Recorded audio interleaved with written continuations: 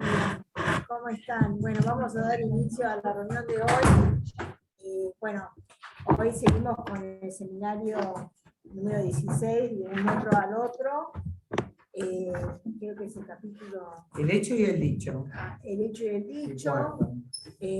Bueno, lo presenta Marité Ferrari de Radio Meira. Así que bueno, vamos al comienzo. Ya se subirá al chat el CDU correspondiente al día de hoy. Así que, bueno, ya saben que son 500 pesos, ¿no? Así que bueno, arrancamos. Entonces, le pasamos la palabra a Marité.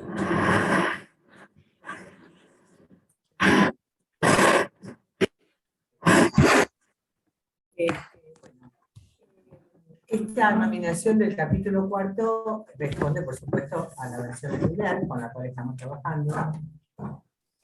Y de alguna manera, bueno, tiene su fundamento, nominarla así, o en realidad ubica estos dos tópicos, esta cuestión del dicho y el hecho, y también retoma, como va a desarrollar Osvaldo, esta cuestión, digamos, del par ordenado, ¿no? Y la ubicación del sujeto allí.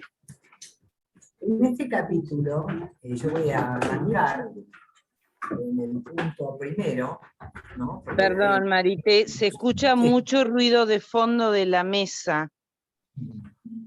Bueno, a ver si logramos. Yo no estoy tocando. Bueno, tratemos de no. Hola, ¿qué tal? Buen día. Tratemos de no mover nada y haga ruido. Los celulares y demás. Bueno, ¿ahora se escucha? ¿Mejor? Hola. Patricia, Gaby, ¿estamos mejor ahora? Sí, sí, el tema es evidentemente que el micrófono de la compu está a la altura de la mesa de la computadora. Entonces, si corren algún papel o corren la computadora, se siente el muy fuerte, más fuerte que tu voz. No hacemos nada, entonces, perfecto, ya aprendimos. Gracias. Juguemos Bueno. a la mancha congelada. ¿Cómo? Dice que está congelada. Juguemos a la mancha congelada. Claro. Bueno, no se toca nada. Bueno, en este punto primero, la primera hipótesis que va a traer Lacan es que él va a situar que el gran otro, el campo del gran otro, no encuentra, digamos, no implica, no encierra un saber en tanto que un saber absoluto. Esto es una afirmación bastante importante porque es solidaria a las afirmaciones que habíamos trabajado en el seminario anterior, ¿no? Que era que no hay universo cerrado de discurso, ¿recuerdan? Es decir, es un campo que no implica un cierre, un absoluto y una totalidad. Por eso él va a traer una cuestión muy interesante que va a decir que es risible, esto es muy importante, porque venía trabajando el chiste y la risa en las clases anteriores, es risible la pretensión de un saber absoluto.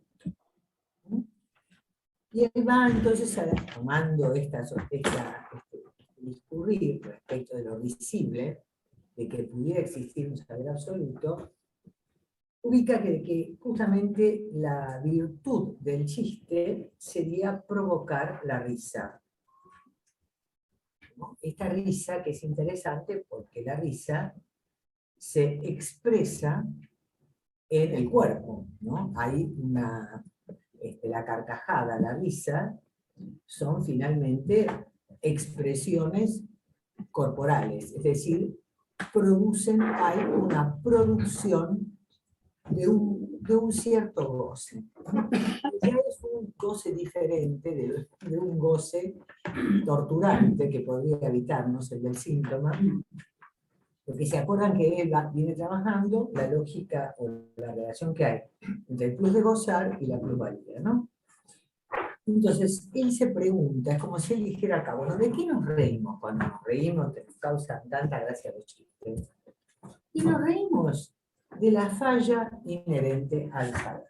Esto me parece que es algo crucial, ¿no? Es decir, que efectivamente hay un efecto visible en esta falla que hay en el campo del saber, que nosotros podemos situar en el seminario anterior como la verdad que encierra la castración, ¿cierto? Hay algo pacificante en la castración en la medida en que queda formulado esta cuestión de que no hay, ¿no?, un saber absoluto, no hay un todo. De ahí él va a la plusvalía, ¿se acuerdan que son los ejes que viene trabajando, el plus de gozar y la plusvalía? Y plantea que cuando el capitalista muestra cómo él se presenta, digamos, ¿no?, como si él hablara con un interlocutor imaginario, y se presentara como un gran benefactor, porque él le va a entregar al artesano una cantidad de maquinarias, entonces le va a aliviar el trabajo, porque ahora esta persona va a producir más, porque en vez de lavar ropa, tiene la fresadora. Acá Lacan dice, bueno, pero el interlocutor imaginario, fantasmático, le diría, sí, pero cualquier día vos le vas a pagar a él todo lo que él produce. Vos le vas a pagar lo que él ganaba antes cuando hacía un objeto.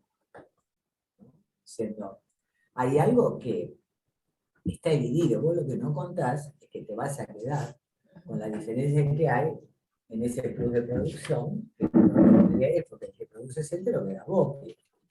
¿Sí? Como que efectivamente hay algo, ¿no? Claramente, que así genera cierto humor, cierta risa, como que uno le terminará tomando el pelo a este capitalista, que, bueno, que es lo que nos pasa siempre, ¿no?, cuando aparece este discurso donde alguien se presenta como benefactor y después uno descubre, digamos, detrás de esa cuestión ideal, cierto goce, que la cuestión, y esto es muy interesante, este goce queda elidido, ¿no? Es decir, es algo que no se dice, pero que todos, de alguna manera, escuchamos, ¿no? Y que es lo que nos genera la risa, ¿no? Entonces, evidentemente, él va a plantear entonces que hay una edición, ¿no? Entonces, esta cuestión de poner en juego lo elidido es también poner en juego la falla, en el sentido de que en el decir no se puede decir todo. Hay algo que siempre queda elidido, y esto elidido, para Lacan, va a tener o pertenecer a la estofa del objeto A. Es decir, hay algo de cierto goce que nos resulta absolutamente indispensable y que es, de alguna manera a veces desconocemos, que pertenece al campo, digamos, que ordena el campo del goce, el campo del deseo, y que de alguna manera queda dividido, ¿no? Queda dividido, pero todos de alguna manera está dividido, pero todos de alguna manera localizan, porque si no, no habría risa, ¿no? Por eso, en esta relación entre la edición y la risa, Lacan va a situar esta especie de conexión que está trabajando entre el plus de gozar y la plusvalía, ¿no? Esto queda hasta ahí planteado. A continuación, esto es una clase llena de frases célebres, digamos, ¿no? Bueno, él va a decir, no hay teoría del inconsciente. Esto es una... Yo los invito a que nos quedemos pensando en esto todos, por eso lo quería situar, a ver qué se nos ocurre a cada uno con esta lectura. Porque él dice, puede haber teoría de la práctica del psicoanálisis, pero no del inconsciente. Él va a decir que solo contamos con lo que puede captarse del inconsciente en el campo de esa práctica. Así que bueno, esto yo los invitaba, junto con el campo de la risa y la ilusión, a que, bueno, lo retengamos a ver qué otra cosa más se nos ocurre a todos respecto de esto, ¿no?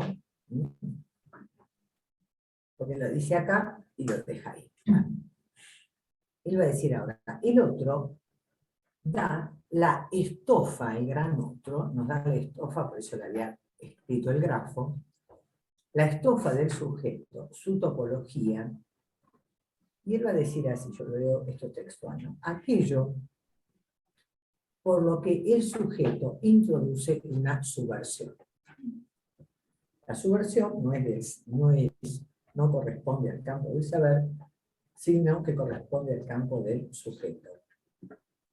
Y él plantea que se trata de la subversión que el sujeto introduce, pero de la que se sirve lo real, que se define como lo imposible. Entonces, él acá está haciendo como formulaciones muy fuertes, no lo desarrolla, yo voy siguiendo y puntuando la letra para ver cómo lo dice él acá, ¿no? Él va a plantear que no hay sujeto más que de un decir. Es decir, cuando decimos sujeto siempre estamos en el campo del decir. No hay alguien que dice algo, ¿no? Que en ese sentido es un decir absolutamente singular, ¿no? Está como ubicando la pregunta, bueno, ¿cómo se conecta lo real con el decir? ¿No? Él va a decir, el sujeto es efecto, ¿no? Depende de este decir. Es decir, si hay sujeto, el sujeto depende, digamos, de alguna manera de lo que allí puede decir. Decir que lo real es lo imposible, que lo real es lo imposible, es también enunciar que el decir introduce lo imposible, ¿no? No simplemente lo enuncia, es decir, porque esa es un poco la paradoja, porque si allí interviene lo real, y lo real es imposible, uno diría que justamente lo real es lo imposible de decir. Este es un poco el embrollo, digamos, ¿no? Porque el sujeto es un sujeto de un decir, pero aquel real que lo habita es imposible de ser dicho. No lo puede decir. Entonces, justamente, Dicho todo. claro, se puede decir, como dice acá ahora, entre líneas, ¿no? Él va, yo voy siguiendo un poco el orden que él introduce, pero lo interesante es que el decir introduce lo imposible, ¿no? Es decir, que introduce lo imposible de decir y lo puede introducir de una manera tal en que pueda darse el signo de eso para poder semidecirlo, diríamos de alguna manera, ¿no? Entonces él va ahora a esta cuestión entre el dicho y el hecho. Y entonces va a decir que no cualquier cosa produce un sujeto. Lo dice así. No cualquier cosa produce un sujeto. Cualquier patos del significante, dice acá lo leo textual, no produce por sí mismo un sujeto. El patos define un hecho. Es decir, como que todo lo que existe en el universo se vuelve un hecho cuando se articula con el significante. Es decir, aquellas cosas que no pueden ser nombradas, diríamos de alguna manera, para el humano no existen, porque lo único que existe es lo que puede ser nombrado, porque somos hablantes, no hay otra manera de... Todo lo que hay en el mundo solo se vuelve un hecho al ser articulado con el significante. Y nunca, y a su vez dice, pero nunca surge un sujeto, sino porque el hecho es dicho. Fíjense qué interesante. Porque las cosas cobran existencia para los hablantes cuando las podemos nombrar. Pero en este nombrar las cosas, y nombrar las cosas que pasan, hay un decir singular donde surge un sujeto. Porque la manera en que cada uno singularmente vive esto, ¿no? Que de alguna manera existe, bueno, define su manera singular, que es, bueno, el famoso concepto freudiano de realidad psíquica, ¿no? Para cada uno hay una manera ficcional de abordar la experiencia. cada uno no es que hay una manera de traducir lo que uno vivencia, sino que, bueno, cada uno habla desde su ficción fantasmática, ¿no? Entonces, en ese sentido, por eso se articula, es decir, los hechos son tales porque se nombran, pero en el decir respecto de cómo son los hechos, allí surge un sujeto. Perdón, Marité, hay Sí. alguien que pone en el chat si podés ir un poquito más lento. No sé. Ah, bueno. A ver si hay algo que de dónde No podría... vamos rápido, ¿eh? ¿No? A mí me parece. Ah, bueno. Lo que del hecho no se puede decir, ¿sí? ¿Se acuerdan que decíamos que hay algo imposible de ser dicho? Se designa en el decir por su falla, y eso es la verdad. Fíjense cómo acá él está ligando lo real a la verdad. Venía diciendo, no, eso falta, ¿no? Es decir, lo que no puede decirse se designa en el decir por su falla. Es decir, algo tropieza y algo falla en el decir, que todos sabemos, como sabemos que estas son las expresiones de la falla, porque son las formaciones del inconsciente, el olvido, el chiste, el sueño, el malentendido, todo lo que sabemos que viene a producir allí una falla, y que es a leer, bueno, esto tiene que ver con el campo de la verdad. Por eso, la verdad siempre, de alguna manera, se insinúa, ¿no? La verdad se insinúa, ¿no? Pero puede inscribirse allí donde tiene lugar entre líneas. Es decir, uno sitúa algo que es el campo de la verdad, que es para ese decir de ese sujeto. Y tampoco cuando él habla de la verdad, no está hablando de la verdad de Dios, de la verdad del universo, de la verdad de las cosas, pues no pareciera, por eso él todo el tiempo plantea que no hacemos metafísica, ¿no? Sino que se trata de lo que es verdadero para ese sujeto, ¿no? Y esta cuestión del entre líneas, ¿no? Se sitúa y hay que poder abordar entre líneas, ¿no? Y él va a decir, no se trata de ningún espíritu de la metafísica, ¿no? Es decir, acá plantea, no es que hay algo de otro plano, del plano, ¿no? De un plano que tendría que ver con la categoría de lo espiritual o de lo divino, sino que tiene que ver con una lectura a la letra, ¿no? Con esto que allí se dice, ¿no? Entonces. Pero, Sí. Sí. no, me parece que una de las cosas tantas que dice acá, a lo mejor la clave lo que está diciendo, ¿no? En el sentido que dice, no se trata de un sujeto pensante, sino de un sujeto hablante. Claro. Y ahí es donde se arma el lío. Si fuera pensante, no hay falla, se podría decir, podría no haber falla. Pero pensante en el sentido cartesiano. Sí, Claro, sí. porque nosotros pensamos. Sí, pero los pensamientos, lo que en el pasa, sentido que lo plantea. claro, lo que pasa es que el pensamiento, lo diría también, es que el pensamiento también, ya lo vimos en el seminario anterior, es inconsciente. Es decir, somos pensados. La verdadera cuestión es como que, bueno, no es que hay un yo que con eso lo va a desarrollar, ahora lo va a desarrollar, eso lo va a desarrollar Osvaldo. Lo sabemos repartir. Igual va a hablar del pensamiento como debilidad mental. Claro, porque en realidad no piensan los pensamientos. No en ese sentido, sino el pensamiento Porque en realidad banal, claro. No se trata de llevar la cuestión a ubicar la centralidad en el pensamiento, que sería la cosa más sustantiva, es decir, la cosa más concreta, más material, más presente y existente, digamos, sin guión, existente sin guión.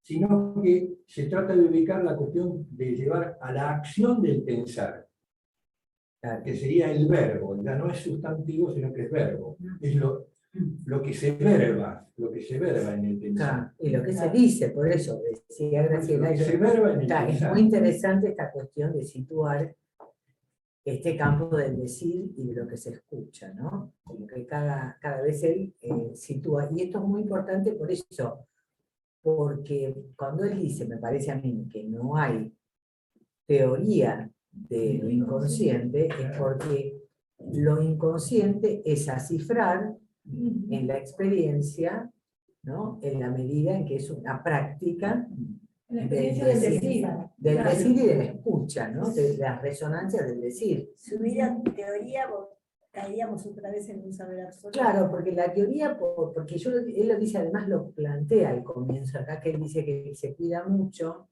de que todo lo que él plantea vaya a parar al mercado. ¿Se acuerdan? El mercado del saber, que era el título del capítulo anterior. Como que él ubica el mercado del saber, sería un mercado que ofrece universos cerrados del discurso, es un saber sin falla. Bueno, obvio, es el saber de la ciencia dura. Ayer hablamos con Osvaldo. Bueno, una cosa es la ciencia dura y otra cosa es la ciencia social. ¿Por qué hay una ciencia dura y una ciencia social? Bueno, porque la ciencia dura, de alguna manera, promete un universo cerrado, donde está excluido el sujeto, que es un universo compacto, donde se puede calcular y se puede prever hasta cierto punto, porque también tiene sus inconsistencias. Pero vamos a suponer que es factible este campo de un universo donde no hay malentendido y donde la cuestión cierra y no existe la falla. Mientras que en el resto de las ciencias, en el campo de las ciencias sociales, es toda una cuestión mucho más compleja, porque claramente siempre es mucho más difícil. De hecho, se llama ciencia exacta. Claro, se llama ciencia exacta. Sobre todo sabemos, como dice Mónica, que bueno, tiene su memoria, ¿no? Los paradigmas van cambiando. Bueno, pero ellos pretenden un cierre con una exclusión del sujeto. Mientras que Heisenberg, eso también. también, pero en la ciencia social es mucho más evidente que no es posible sustraer el efecto, digamos, el campo del sujeto, y tenemos en el historiador, en la antropología, en la sociología, bueno, ya tenemos allí algo de la subjetividad del investigador que es mucho más difícil de restringir, entonces es muy complicado, y todo, cuando digo yo que vengo de la ciencia social, es todo un gran embrollo, porque está la cientificidad del marxismo, que bueno, que tampoco está en cientificidad, porque después cuando va a la práctica tampoco, ¿no? Entonces por eso digo que hay todo un encadenamiento, no sé si se va viendo la secuencia, de que bueno, él claramente intenta que el psicoanálisis no sea una teoría más que se circula en los mercados para competir con la neurociencia. Sí, por ejemplo. Por ejemplo, o con otra cosa, o con la teoría sino que, bueno, a ver, ¿cómo hacemos? ¿Cómo es que en la clase está también esto que estamos hablando? Porque aparece ese fulano que le manda la cartita. Sí, hay uno que le pide que explique que ahora se va a armar un brollo. Un brollo porque él después quiere, bueno, después lo vamos a ver, pero él quiere explicarle a este fulano, porque el fulano de alguna manera le aprieta la entrepierna, digamos, a la carne. Claro, diciendo, vos esto Y él se siente apretado y trata de explicarle al fulano con la manera que él supone que ese fulano tiene para explicar. Claro. Y se le arma a la carne. Ahora vamos a ver el rollo. Bueno, yo en último, a mí me tocó lo más coherente de ahora. Bueno, así que lo puedo decir. Por eso. Porque esto se entiende un poco más que lo otro, que es como un chino total. Por eso digo, yo que tenía algunos ejes para discutir que me parecían más claros, ¿no? Bueno. En el punto 2, él se va a pensar, es muy interesante, cómo pensar la asociación libre, y él dice que es dar licencia al sujeto, a ver si se puede ausentarla, se puede tomar una licencia, se puede relajar un poco, ¿no? Dice, no siempre se puede garantizar que aunque uno le dé licencia a alguien, la persona se la tome, digamos, ¿no? Y él va a decir acá una frase que, bueno, yo punteé tuve estas cosas para discutir, ¿no? La verdad no se dice por un sujeto, pero se sufre. Y es interesante porque acá introduce la dimensión nuevamente del goce, ¿no? No el goce, sino del cuerpo, ¿no? El sufrimiento, va a decir, es un hecho, ¿no? Pero lo que nos interesa no es calmar el sufrimiento, como sería, bueno, proponerle una medicación al que sufre, bueno, calmarlo, proponerle, no sé, meditar o no sé, hacer qué cosa, sino que en realidad lo que tratamos de hacer es que se pueda decir sobre este hecho. Porque bueno, cuando alguien viene, ¿qué le proponemos? Que hable de esto, de lo que padece. Por eso él va a decir que el sufrimiento quiere ser síntoma, ¿no? Y acá es interesante, dice, es decir, verdad.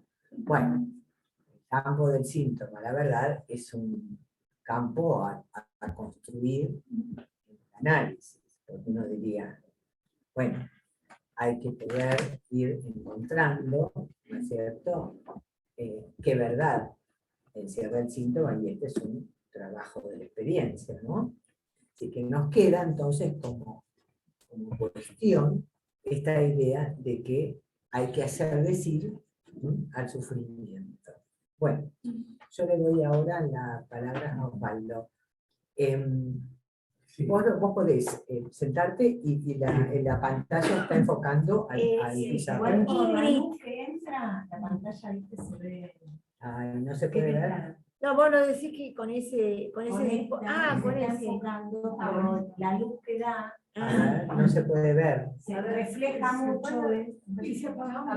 Apagamos la luz. No, pero es la luz del sol, Osvaldo, si no lo mostrar esquemita desde la pantalla esta. Vení acá y seguimos. ¿Querés compartir la pantalla? No tiene, no está. Yo lo que puedo hacer es saco una foto. Espera, ahora. Ahí se ve perfecto, ¿eh? Una foto. Ahí se ve bien, se ve perfecto. Bueno, dale. Perdón. Yo lo intento. Un minuto, ahora estamos. Acá yo tapo algo. Estamos ahora Bueno, haciendo el cambio de lugar para que venga más.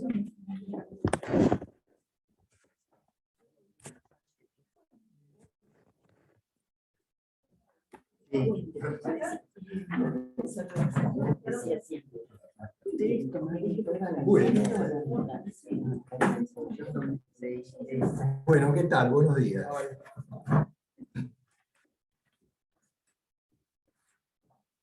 la foto la comparte después en pantalla. ¿Ya la comparte? Sí.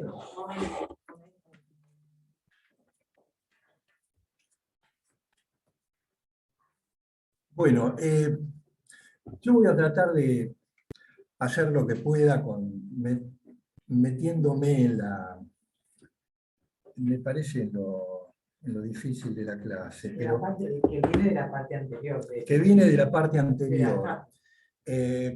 Y voy a retomar la cuestión del par ordenado, porque me parece que es central si no, es como que damos rengo, si no vemos de dónde viene. Hay varias cosas que dice acá, porque lo que trata de evitar es eso que para nosotros medio funciona como el aforismo central, por lo menos de esta época, que es ese aforismo donde dice que el significante es un sujeto para otro significante, en donde se instala una cuestión serial entre lo que sería ese famoso S1 con un S2, ¿no? Es decir, hay una secuencia en el decir y en el escribir también, es decir, que tiene que ver con lo lenguajero que somos, en el sentido de que todo lo que nos sucede o lo que de alguna manera proviene o discurre en una cuestión ficcional, que es lo que estructuralmente nos da el lenguaje. Entonces, él plantea, hace un movimiento, que tomar a lo que sería el S2, que fundamentalmente, como él viene discutiendo en la cuestión del saber, como lo veníamos planteando con Marité, el S2 históricamente siempre se ubica como el saber. Pero acá no lo trata de ubicar viniendo de esa estofa, sino que lo toma como ese segundo significante, al cual él trata de llevar el horizonte, diríamos así, de ese segundo significante. Porque el primero sería aquel que está primero, y se supone que es donde está ubicado el sujeto, diríamos, el alguien, yo diría, el tipo que está vivo ahí y que está pensando lo que le pasa.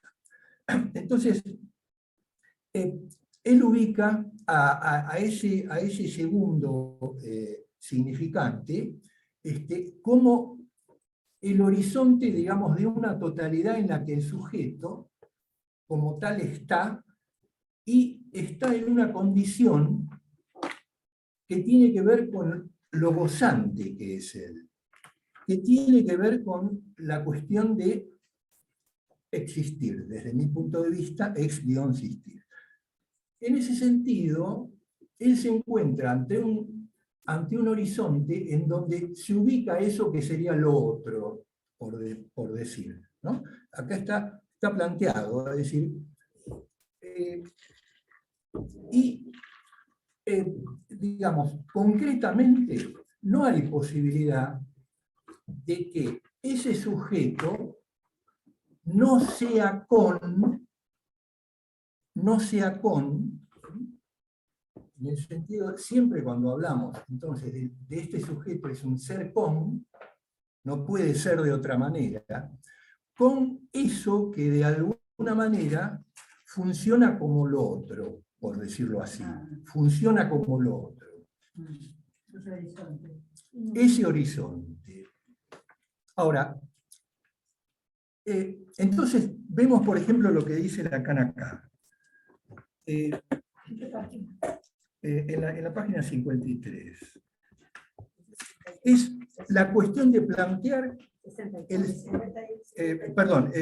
digo esto en la 52. O sea, que plantear que hay un primer significante y hay otro, ahora sí digo, significante que habla de una relación con eso. Estamos hablando de un significante que no es claro definido, sino que es un significante que está señalando, indicando una relación con eso otro. Esto lo digo así en términos no encuentro otra manera de poderlo decir. Y es importante decir esto, que es un significante que señala una relación con eso otro, porque si nosotros pudiéramos llegar a decir eso otro que es medio como el campo de lo indecible como todo, ¿no? Es decir, es otro que es algo indecible como todo. Entonces, en el sentido de poderlo decir completo y exhaustivamente. Entonces, ¿qué es lo que ocurre ahí? Porque si nosotros decimos que hay un significante de la falta en el otro, entonces estamos en un cierre completo de nuevo, porque hay un significante que daría cuenta de ese todo al cual estamos refiriéndonos, que es totalmente abierto. Esto es muy importante porque hubo toda una discusión que después se dirime en el contexto del mismo seminario, porque había mucha gente que planteaban que el falo era el significante de la falta. Entonces, es como si dijéramos que el falo es el significante que puede cerrar totalmente esa falla, esa iancia, que por lo lenguajero que es, el lenguaje la tiene como iancia, es decir, pudiera haber un significante que cerrara. Bueno, ese significante no hay, pero hay un significante que indica que ahí hay una falla. ¿Se entiende? hay un significante que indica que ahí hay una falla, que es el significante de esa relación. Entonces, si hay un significante de esa relación, está ubicado en el SA, ¿no es cierto? El SA, que sería eso que de alguna manera funciona como agujero en la estructura. Es un poco el nombre de la alianza. Ahí se puede poner claramente el objeto A también. Es decir, está hablando de que hay algo que está fallando, pero el significante lo está indicando. ¿Se entiende? Eso es lo que hace al par ordenado. Es un significante que se pregunta. ¿Y por qué? ¿Por qué? Ahora, hagamos esta cuestión.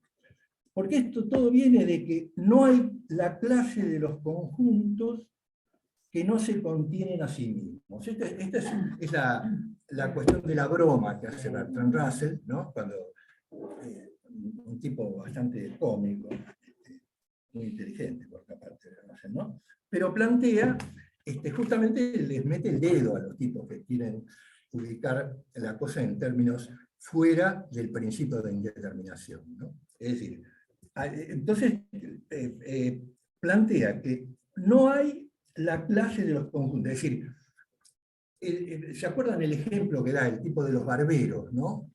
Es decir, ¿no? Es decir, si hay los barberos que como tales no se pueden barbear, digamos, afeitar a sí mismos, entonces resulta que no hay un barbero que siendo con la misma condición elemental de no poderse digamos, afeitar a sí mismo, sea el que puede funcionar como todo, en el sentido de una clase tal como la plantea la ciencia exacta, es decir, la clase tal como la plantea la ciencia exacta. En realidad, hay una clase o hay un conjunto, pero que es un conjunto abierto. Esto es lo que tenemos que decir. No es que nosotros estamos peleando con la ciencia exacta en este sentido, de lo que antes hablábamos, en el sentido de que la ciencia exacta plantea que hay un universo cerrado de discurso. Hay, pero nosotros decimos que no hay.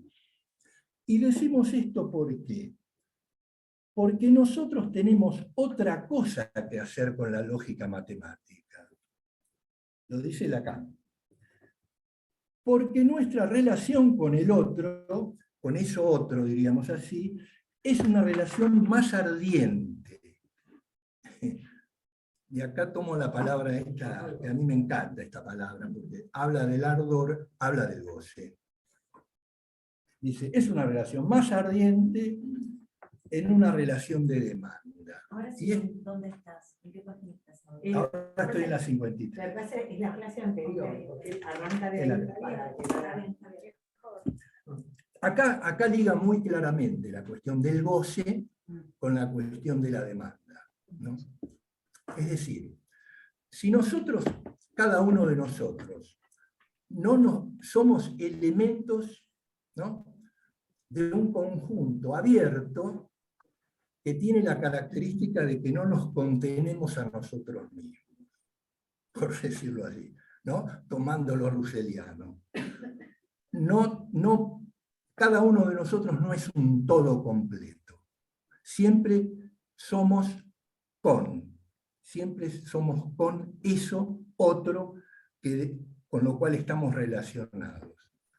Entonces, si nosotros, como tal, ubicamos la cuestión de lo que nos mantiene por esta alianza lenguajera que tenemos, que nos hace gozar, finalmente, el goce como tal tiene la cuestión de que nos plantea un marco de demanda. ¿Por qué? Porque nos sentimos demandados por ese goce y nos hace creer que tenemos derecho a demandar al otro en relación a ese goce. ¿Se entiende? O sea, hay una relación de demanda. En el grafo, el que me quiere, ¿no? El que me quiere, ese otro, ese tercero, ese él,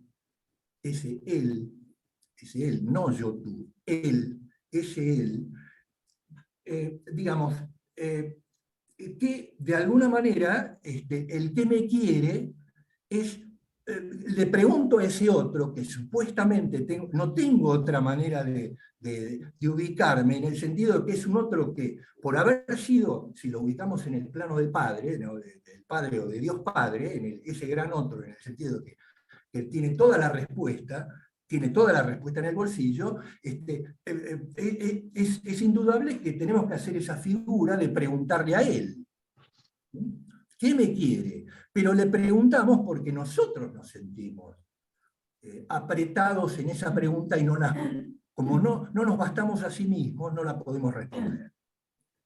Entonces dice, por el solo hecho de la demanda al otro, se supone que surge que el otro ya contiene de alguna manera todo eso en torno de lo cual ésta se articula.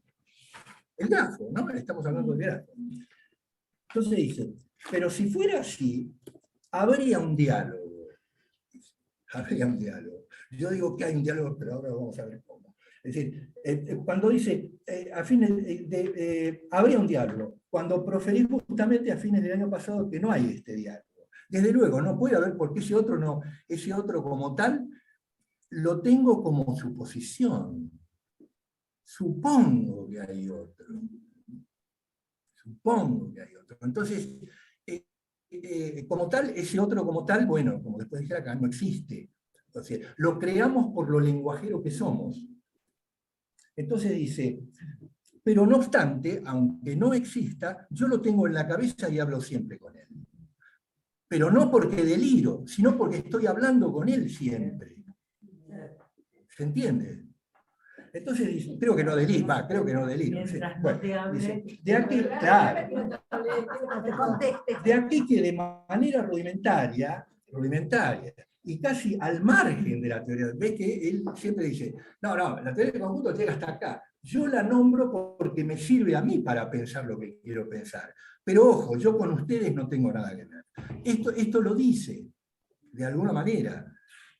Es más, si lo dicen los otros, digamos, los que están del otro lado, dicen, che, pero ¿qué hace usted con la teoría del conjunto? ¿Qué hace lo que se le canta las pelotas, realmente? Es un poco eso. Hay una discusión ahí que es insondable, pero ¿por qué es insondable? Por lo que dice después acá, este carácter inasible, sin duda, no debe sorprendernos, ya que hicimos de este gran otro el lugar de la Urferdreng. Es decir, ustedes, hablando con la ciencia, digamos, hablando con la ciencia, es como si dijéramos, bueno, ustedes realmente no van a entender esto porque esto está primariamente reprimido. Punto. Es una cuestión así. O sea, se cierra la cuestión por ese lado. No hay vuelta por ese lado.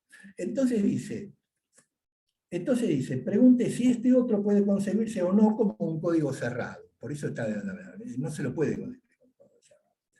Entonces dice, este conjunto se considera idéntico a la, así planteada la cuestión es claro que A, o sea, el que está hablando de esto otro, ¿no? De ese otro, que figura en el par ordenado, que constituye este conjunto, se considera idéntico a la que designa este mismo conjunto. Esto es muy interesante, porque ahí es donde se ubica, por decirlo así, se sustancializa la cuestión del otro llamándolo como tal. Es decir, yo lo nombro como tal. Ahora, si lo nombro como tal, es porque lo estoy nombrando, no es porque él es y está hecho así. Lo estoy suponiendo. Pero entonces ahí hay una cuestión, digamos, que es importante decir, porque dice que la relación de S con A, o sea, el par ordenado, se escribirá pues así. S, que es el, digamos, el primer, ahí bien, Ese con A mayúscula, ¿no? Ese con A mayúscula es el par ordenado. Claro, ahora es ese primero, o el segundo, o el tercero. ¿Por qué?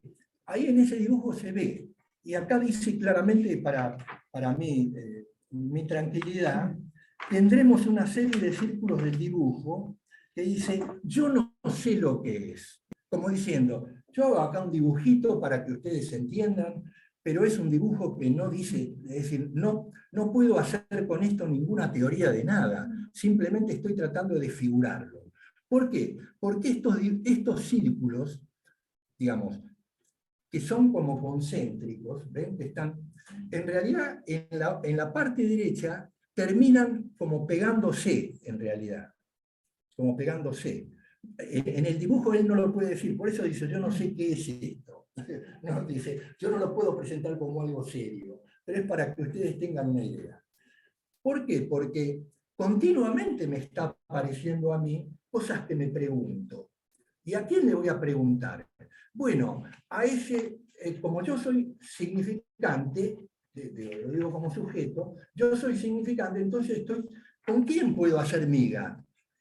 Y puedo hacer con otro significante. Ahora, puedo hacer miga con otro significante, que es el que me habla finalmente en el agujero de la botella de Klein, que sería la geoda de la derecha. Ese es el agujero de la botella. Es decir, estoy tratando de buscar, me meto preguntándole al significante. Como pregunto al modo significante. ¿A quién le puedo preguntar al modo significante? Al significante que me dice de la relación que hay con ese otro, con esa otredad. Pero esa otredad es un agujero, está abierto. No aparece un conjunto ahí que contenga solo el A. Siempre Claro. es el A en relación con el En relación. A lo que yo trato, por eso yo les puse, ¿ven? Ahora, eso está, fíjense, está adentro y está afuera. Acá esto aquí tiene que ver con la cuestión de los conjuntos. Y aquello que nos lleva a pensar, aquello que, desde el punto de vista de la teoría de la topología de superficie, ya de la topología de superficie, aquello que está dentro y que está afuera, pero que es lo mismo, porque es de una sola cara. Es curioso el tema, porque tenemos una sola cara, pero tenemos una adentro y una afuera.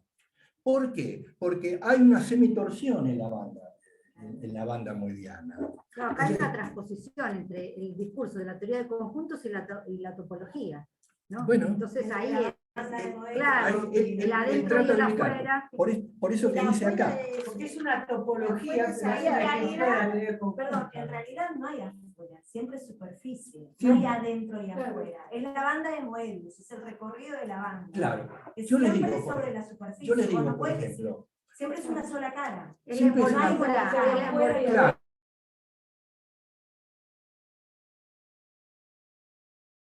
Pero En realidad no pero- siempre.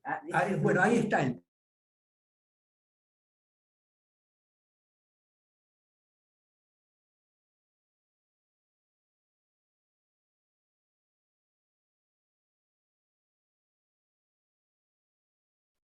Si vos pones a la hormiguita, recorre uno traspasa de un lado a otro. Claro, pero tenés que hacer el recorrido. Sí, sí, sí. Eso digo. Sí. Tenés que hacer el recorrido Bueno, pero- para que sea una sola Hay cara. una cuestión. Es que es el recorrido que arma la única cara. Claro, Es exacto. eso, digo. Sí, No sí, preexiste claro. al recorrido. Claro. la banda no preexiste al recorrido. Sí. Eso es igual por lo Claro, el Claro. recorrido va A eso. Eso es muy importante. Yo les digo esto, Bueno. esto lo que nos hacerlo pensado. Sí. Hay varias cosas que se centran acá. Por ejemplo, una de ellas es cuando se dice, por ejemplo, cuando se trata en superficies, se ubica, por ejemplo, las famosas mamushkas, ¿no? Es decir, en la antigüedad la esfera la perfección era la esfera. Era la esfera. Si había algo que uno podía de alguna manera seguir preguntándose de la perfección de la esfera, era otra esfera.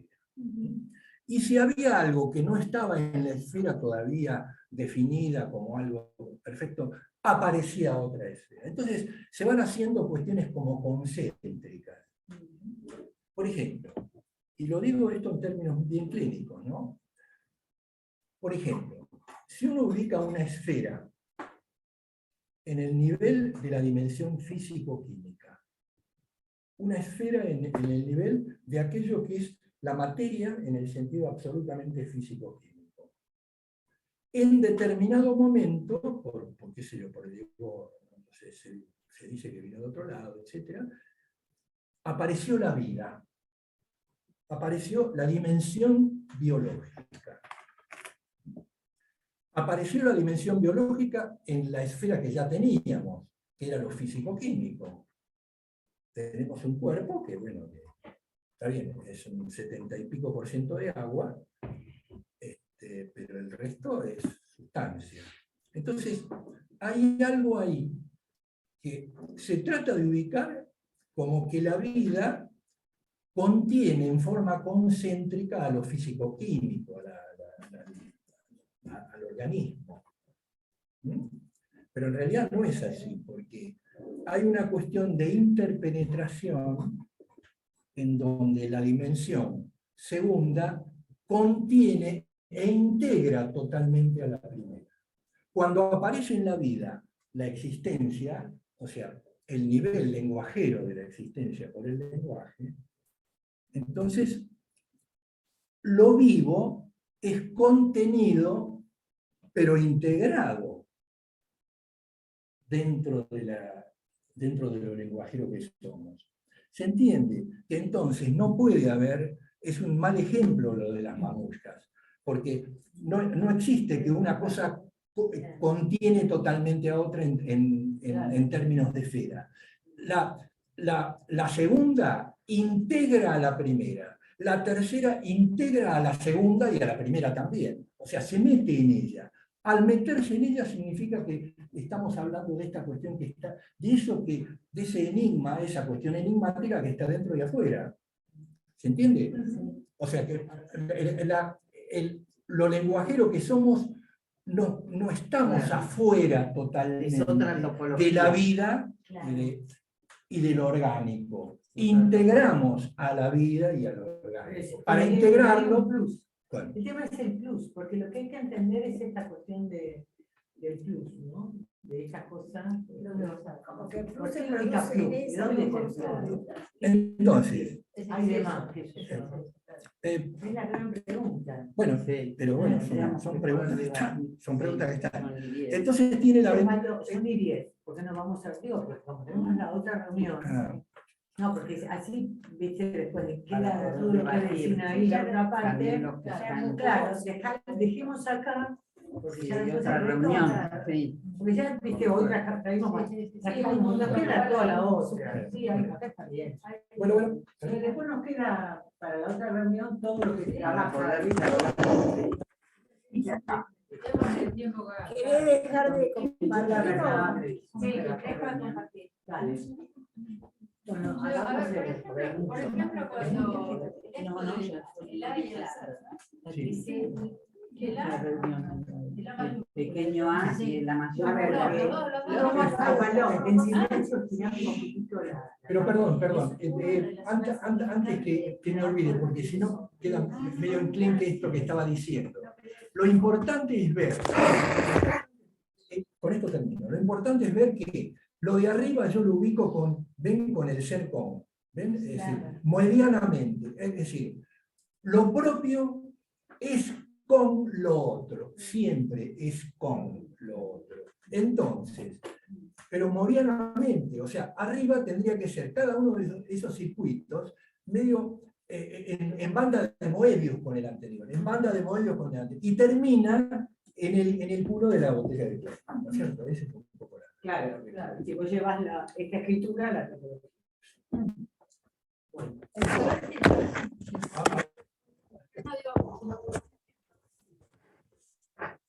Me refiero a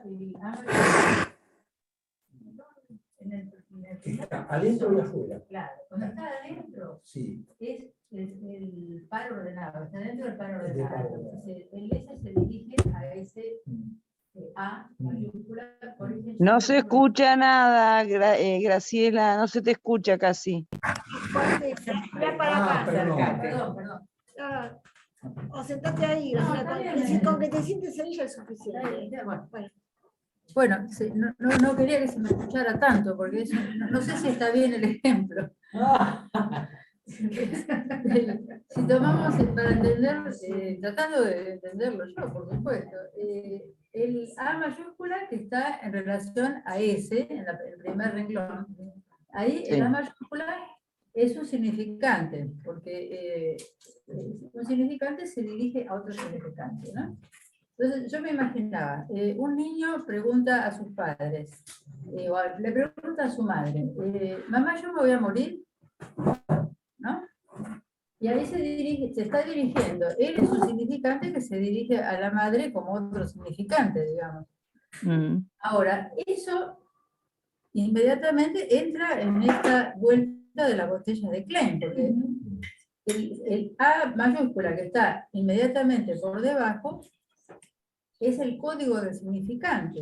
Entonces, cuando el niño le habla, le pregunta al otro, como pequeño otro, que es su madre o su padre, como un significante que se dirige a otro, está inmediatamente entrando en ese campo del A mayúscula como código del significante, que está fallado, digamos. De hecho, claro, de hecho la madre o el padre no saben qué responder. Claro. Llora más bien, ¿no? En mi caso, me acuerdo con la primera pregunta de mi primer hijo, cuando me preguntó esto, y dijo, ¿todos nos vamos a morir, mamá? Y le dije, sí, pero vos no. Espero que sepa eso. Se realivió.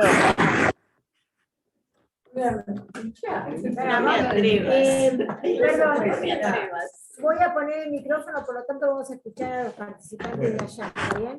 Así que no se escucha igual. No se escucha de acá cuando se pone el micrófono. Sí, sí, ahí sí. Y si lo ponemos acá, como quieras. El ejemplo de Graciela está ahí. ¿Me escuchan ustedes?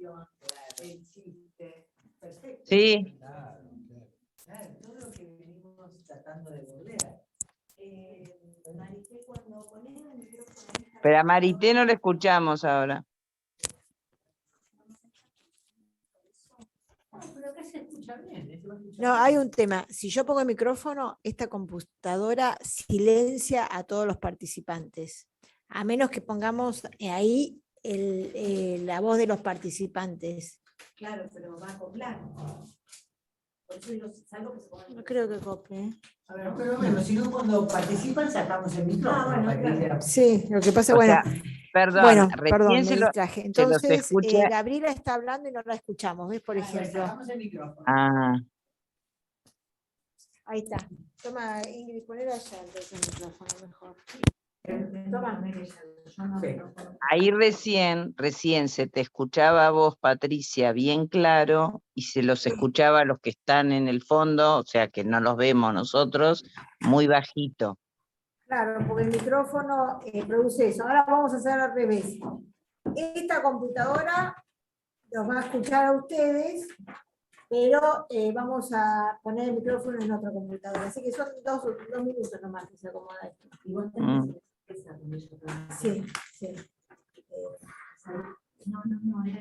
Entonces, ¿había alguien que esté levantando la mano acá?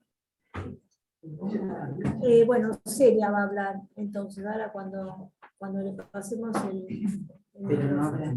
sí, vos habla con el micrófono que te está pasando. Ah, pensé que había alguien primero allá. Tengo acá. Hablo por acá. Bueno, también, ¿no? Ahí no se escucha nada. No se escucha.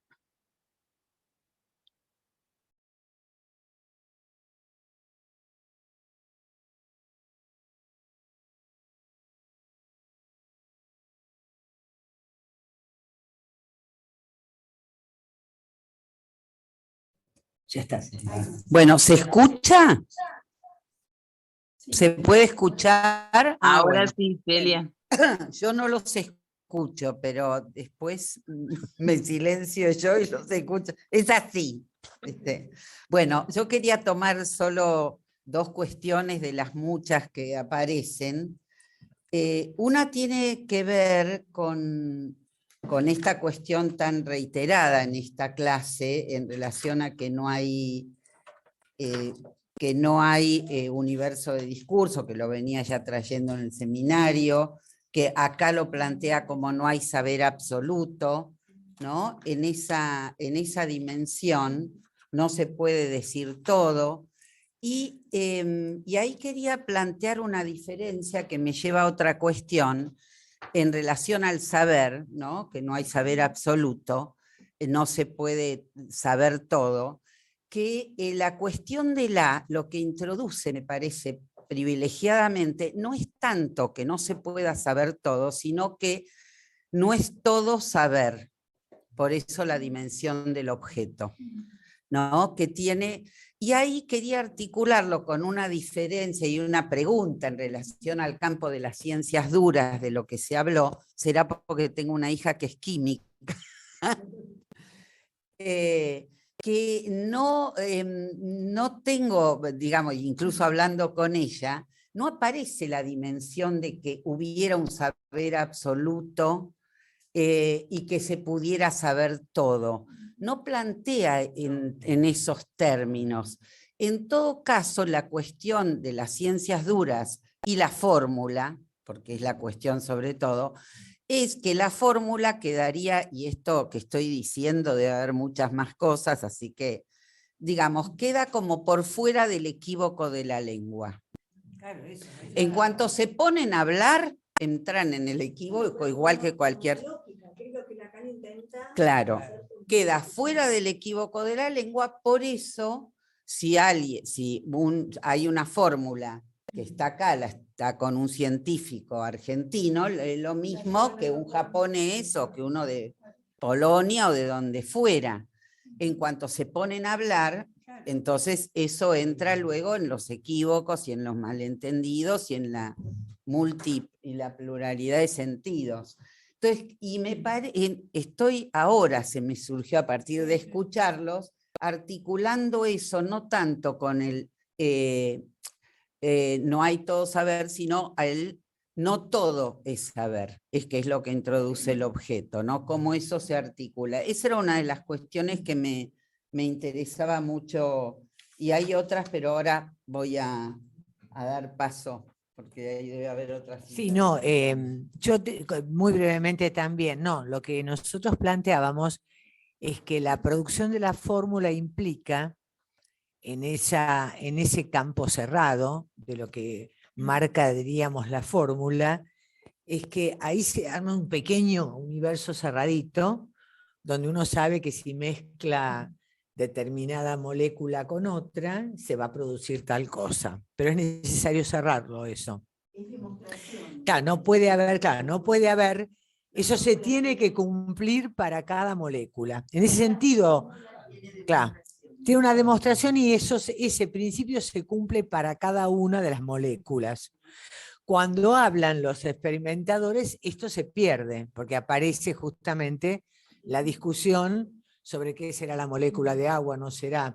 Pero es cierto que para salir de la Babel, de lo que somos los hablantes, lo que hace el campo científico es recortar, digamos, ese punto donde para cada cosa está la otra, nada más. Después eso puede, como nos dice Mónica, eso puede cambiar. Porque tampoco es inmutable de que para tal cosa está la otra. Ese es un paradigma científico que puede cambiar. Pero es interesante, Celia, porque... Pero ahora, lo que trae Celia es muy importante, de que no todo es saber, Celia, porque eso da pie a lo que llaman muchos el último Lacan, que es el tema de que no todo es lo simbólico, ¿no? Me quedé pensando en algo también, ¿no? En relación a esto del saber y de lo científico.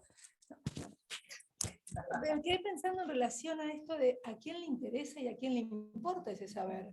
porque el saber científico tiene un interés, ¿sí? Digo, comunitario, social, y el saber de la experiencia del análisis es absolutamente singular y solamente le interesa al sujeto. Digo, el sujeto está interesado en su saber.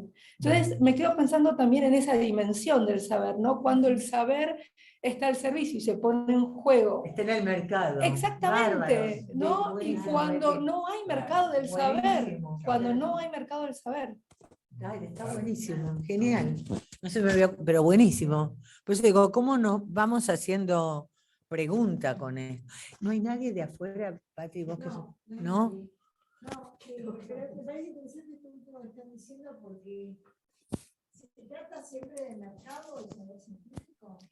En el sentido... O de limitarse al saber de la conciencia que para no... No se escucha lo de Patricia. ¿Es mercado o es otra cosa? No, va a parar al mercado. Lo que dice Bettina me parece que finalmente... Claro, pero alguien toma de eso. Lo que pasa es que eso tiene un efecto, tiene una circulación.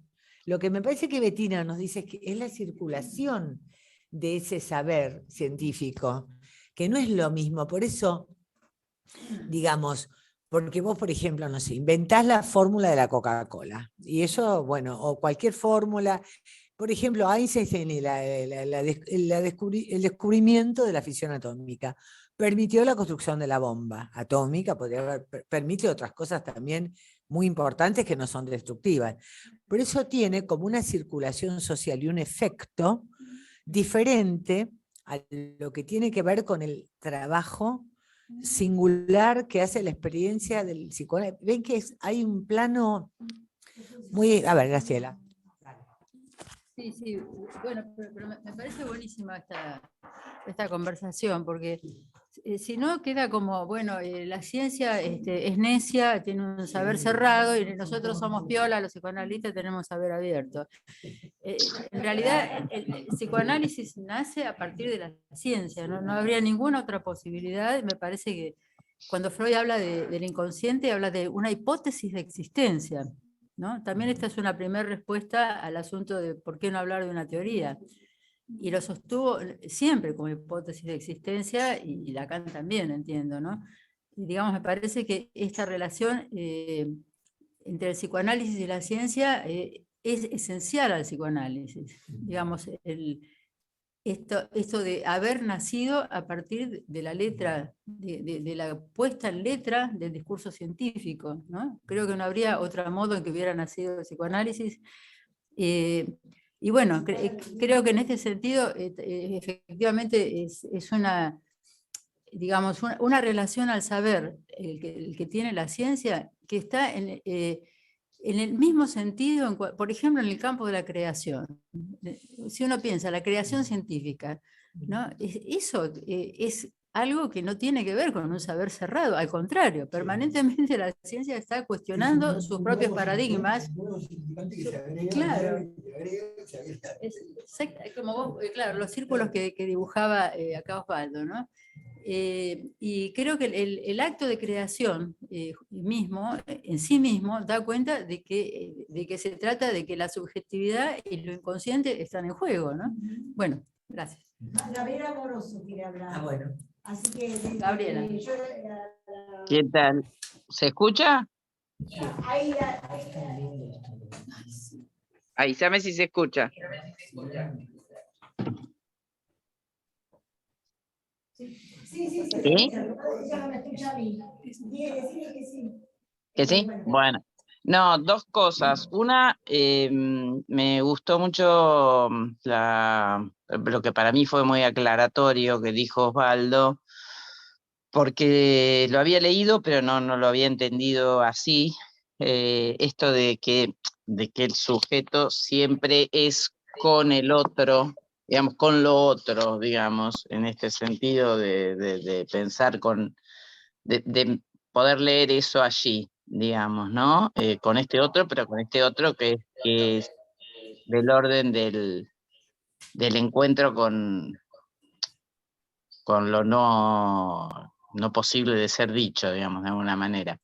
Y me hizo pensar con la otredad, digamos. No sé si lo digo bien, pero bueno, me aclaró un poco esto. Y por otro lado pensaba esta formulación de que en el decir surge lo imposible, y me acordé de una escena infantil, juvenil, propia, digamos, de estar muy, muy enamorada en algún momento de un señor, y de tratar de escribir, ¿no? Una carta de amor, ¿no?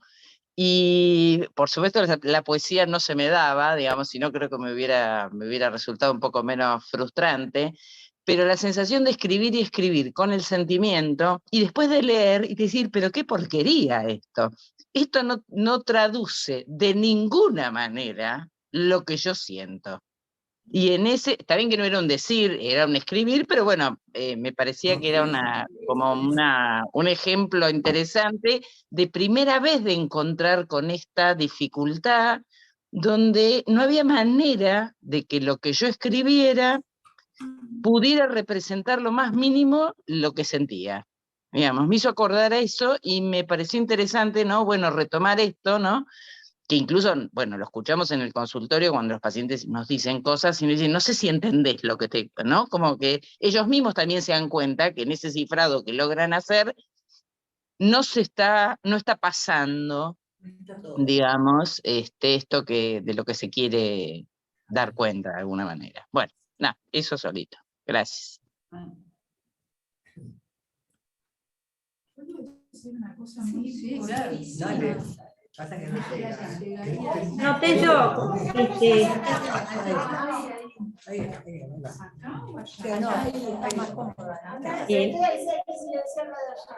Mirá, me había anotado yo y se me borró, no sé qué pasa. Quiero decir algo muy breve. Bueno, cerrar. No, quería agregar que en realidad una de las primeras definiciones de lo real, si no me equivoco, es que lo real es lo imposible de decir, o sea que ya está en el fundamento mismo de toda la teoría y bueno, se reitera mucho en esto, ¿no? Y estoy de acuerdo con todos hemos tenido la experiencia de lo inefable, de lo imposible de decir, creo que es parte de la experiencia humana. Nada más, eso es todo. Bueno, ahí va a hablar Estela. Es mínimo, pero para comentar, se me aclaró muchísimo hablando acá, o lo que dijeron ustedes, acerca del mercado del saber en relación a la ciencia. Ejemplo, las vacunas, cómo entran en el mercado. El otro día escuché que se ha descubierto que en relación a la esclerosis múltiple se trata de un virus, con lo cual se está fabricando la vacuna. Entonces, ahí yo entendí con claridad lo que vos planteabas, ¿no, Bettina? Que esto no es de cada sujeto, el saber de cada sujeto en lo singular, sino que entra a un mercado. Y me pareció claro porque las vacunas son un mercado, ya lo sabemos bastante bien, ¿no? Por todo lo que pasó pero con el no COVID. solamente. ¿no? Claro. Sí, arman un mercado, pero el hecho de Salvar. sí, ¿dónde lo ponen? Bueno, es donde Hay un bien social y un bien claro. Quise decir mercado, Sí, seguro. quise decir mercado, perdón, en relación a la circulación. Pluralidad. Que si esto no queda en lo privado del científico, Claro. en la cabeza, en el inconsciente. No, circula y pasa a ser efectivamente un bien social en tal caso, ¿no? Exacto. Eso era. Sí, Lacan dice, No, encasillado, bueno, pero es plural. Es singular. Lacan dice que seminario, perdón, que Lacan dice, no sé si en qué seminario, no recuerdo ahora, que el significante nace en el mercado. Nace en el mercado. Claro. Y esto no es un elogio del liberalismo. Claro.